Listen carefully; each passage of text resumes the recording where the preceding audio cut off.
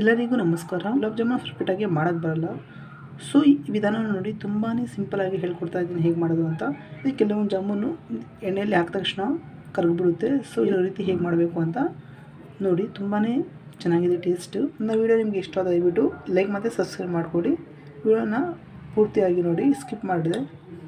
Use ಮಾಡ್ತಿರುವಂತಹ brand gulab jamun ready mix ಅಂತ, ತುಂಬಾ ಚೆನ್ನಾಗಿರುತ್ತೆ. ಸೊ ಇದು ಒಂದು ಪ್ಯಾಕೆಟ್ ಹಾಕ್ಕೊಳ್ಳಿ ಒಂದು ಬಟ್ಲಿಗೆ. ಜಾಮೂನ್ ನೀವು ಎಣ್ಣೆಲಿ ಫ್ರೈ ಮಾಡ್ಕೋಬೇಕಾದ್ರೆ ಎಣ್ಣೆಲಿ ಫ್ರೈ ಮಾಡ್ತಿರಲ್ಲ, ಸೊ ಅವಾಗ ಮೆಲ್ಟ್ ಆಗಿಬಿಡುತ್ತೆ, ಕರಗಿಬಿಡುತ್ತೆ. ಸೊ ಇದು ಆ ಥರ ಹಾಕಲ್ಲ. ಹಿಟ್ಟಿಗೆ ಅರ್ಧ ಬಟ್ಟಲಷ್ಟು ಅಂದರೆ ಅರ್ಧ ಕಪ್ಪಷ್ಟು ಮೈದಾ ಹಿಟ್ಟನ್ನ ಸೇರಿಸ್ಕೊಳ್ಳಿ.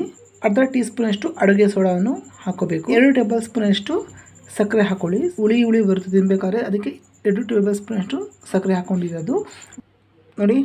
ಒಂದು ದೊಡ್ಡ ಚಮಚದಷ್ಟು ಹಾಲನ್ನು ಸೇರಿಸ್ಕೋಬೇಕು. ಹಾಕಿಬಿಟ್ಟು ಚೆನ್ನಾಗಿ ಮಿಕ್ಸ್ ಮಾಡ್ಕೋಬೇಕು. ಇವಾಗ ಸ್ವಲ್ಪ ನೀರನ್ನು ಸೇರಿಸ್ಕೊಬಿಟ್ಟು ಹಿಟ್ಟು ಕಲಿಸ್ಕೋಬೇಕು. ತುಂಬ ತೆಳ್ಳೂ ಬೇಡ, ತುಂಬ ಗಟ್ಟಿನೂ ಬೇಡ. ನಾನು ಹೇಳುವಂಥ ಪ್ರೊಸೀಜರನ್ನು ಫಾಲೋ ಮಾಡ್ಕೊಳ್ಳಿ. ಕೇಸ್ ಹಿಟ್ಟು ತೆಳುವು ಆಯಿತು ಅಂತಂದರೆ ಮೈದಾ ಹಿಟ್ಟಾದರೂ ಸೇರಿಸ್ಕೊಳ್ಳಿ, ಇಲ್ಲಾಂದರೆ ಮಿಲ್ಕ್ ಪೌಡರ್ ಆದರೂ ಸೇರಿಸ್ಕೊಳ್ಳಿ, ಏನೂ ಸಮಸ್ಯೆ ಆಗೋಲ್ಲ.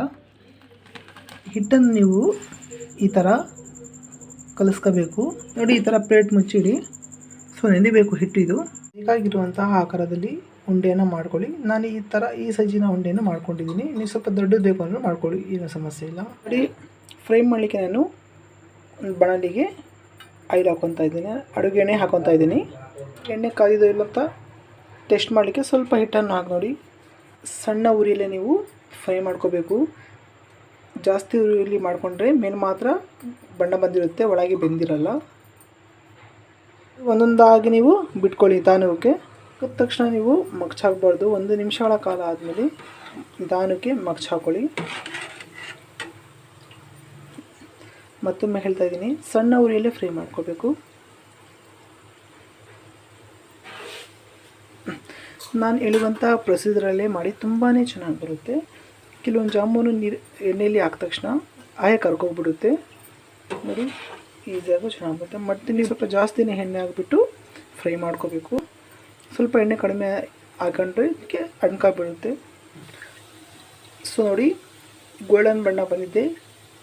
ಈ ಥರ ಬಣ್ಣ ಬಂದಿದೆ ಅಂದರೆ ಒಂದು ಪ್ಲೇಟಿಗೆ ಶಿಫ್ಟ್ ಮಾಡ್ಕೊಳ್ಳಿ. ನೋಡಿ, ಚೆನ್ನಾಗಿ ಬಂದಿದೆ. 1/4 ಲೀಟ್ರಷ್ಟು ನೀರನ್ನು ಹಾಕ್ಕೊಳ್ಳಿ.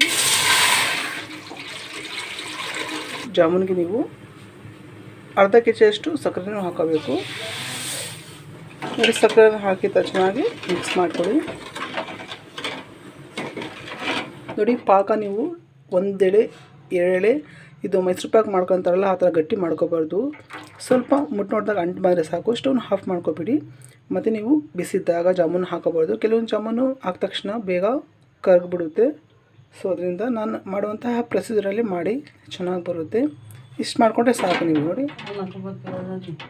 ಅಂತ ಪಾಕ ತಣ್ಣಗಾಗಿದೆ. ಸೊ ಇವಾಗ ಫ್ರೈ ಮಾಡಿರುವಂಥ ಜಾಮೂನು ಹಾಕ್ಕೊಳ್ಳಿ ನೋಡಿ. ಎಲ್ಲವನ್ನೂ ಈ ಥರ ಹಾಕ್ಕೊಳ್ಳಿ. ಸೊ ಅರ್ಧ ಗಂಟೆಯಿಂದ ಅಥವಾ 1 ಗಂಟೆ ಚೆನ್ನಾಗಿ ಇದು ನೆನೆಯಬೇಕು.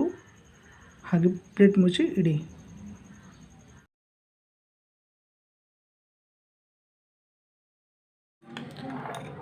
ಸೊ ನೋಡಿ ತುಂಬಾ ಸಾಫ್ಟ್ ಆದ ಜಾಮೂನು.